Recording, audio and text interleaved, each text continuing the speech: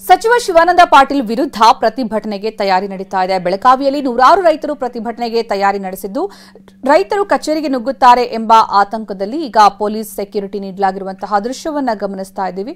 ನಿಜಲಿಂಗಪ್ಪ ಸಕ್ಕರೆ ಆಯುಕ್ತಾಲಯದಲ್ಲಿರುವಂತಹ ಸಚಿವ ಶಿವಾನಂದ ಪಾಟೀಲ್ ಕಚೇರಿ ಎದುರುಗಡೆ ಬಿಗಿ ಬಂದೋಬಸ್ತ್ ಕಂಡು ಬಂದಿರೋದು.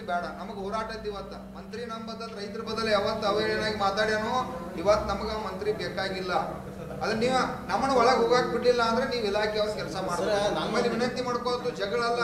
ನೀವು ನಮ್ಮನ್ನ ಲಾಸ್ಟ್ಗೆ ನೀವು ನಮ್ಮನ್ನ ಬಡದ್ರು ನಾವು ಒಳಗೆ ಹೋಗೋರನ್ನ ಬೇಕಾದ್ರೆ ನಮ್ಮನ್ನ ಬಡದ ಎಲ್ಲೂರಿ ಮೂರಿ ಅವನ ಸಂಬಂಧ ಅದರ ಒಂದು ಆಗಲಿ. ಮತ್ತಲ್ಲಿ 7 ರಿಕವರಿ ಬಂದದಂತ ಹೇಳಿ ಶುಗರ್ ಕಮಿಷನರ್ಗೆ ಮತ್ತು ಮಂತ್ರಿಗೆ ಕಂಪ್ಲೇಂಟ್ ಕೊಟ್ಟಂತ ಸಂದರ್ಭ ಅವ ಯಾರು ಹೇಳಿ ರೈತ ಅವ್ನಿಗೆ ಹಿಂಗೆ ರಿಕವರಿ ಕೇಳಲಿಕ್ಕೆ ಹೋದಾಗ ಅವನ ಮೇಲೆ ಬಡ್ದು ಕಳಿಸಿದಾಗ ನೀವು ಕೇಸ್ ದಾಖಲೆ ಮಾಡೋದಿಲ್ಲ.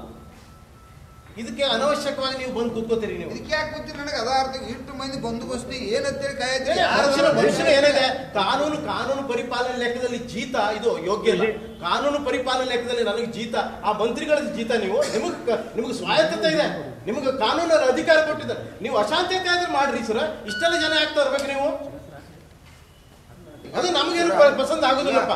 ನೀವು ಇದು ಈ ರೀತಿಯಾದಂತ ಡಿಸಿ ಕಮಿಷನರ್ ಸರ್ ಬರ್ಲಿಲ್ಲ, ಅವರಾಗಿ ಗೌರವಯುತವಾಗಿ ಬೋರ್ಡ್ ತೆಗಿಲೇದಲ್ಲ ಅಷ್ಟೇ. ಸರ್ ಅವ್ರಿಗೆ ಕರ್ಸರ್ ನೀವು ಇಂಟಿಮೇಷನ್ ಮಾಡ್ರಿ.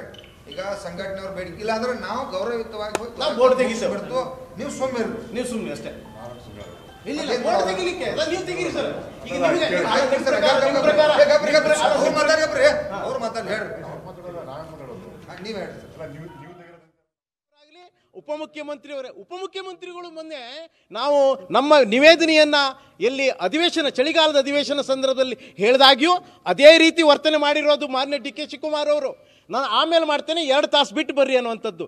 ಅಂತಂದರೆ ಸರ್ಕಾರದ ಸಂಪೂರ್ಣ ಏನಿದೆ ಅವ್ರ ನಿಲುವೇನಿದೆ, ರೈತ ವಿರೋಧಿ ಇದೆ, ಕೃಷಿ ವಿರೋಧಿ ಇದೆ ಅನ್ನುವಂಥದ್ದನ್ನು ಇಂಥ ಅವರ ಬೇಜವಾಬ್ದಾರಿ ವರ್ತನೆಯಿಂದ ನಮಗೆ ಗುರ್ತಾಗ್ತದೆ.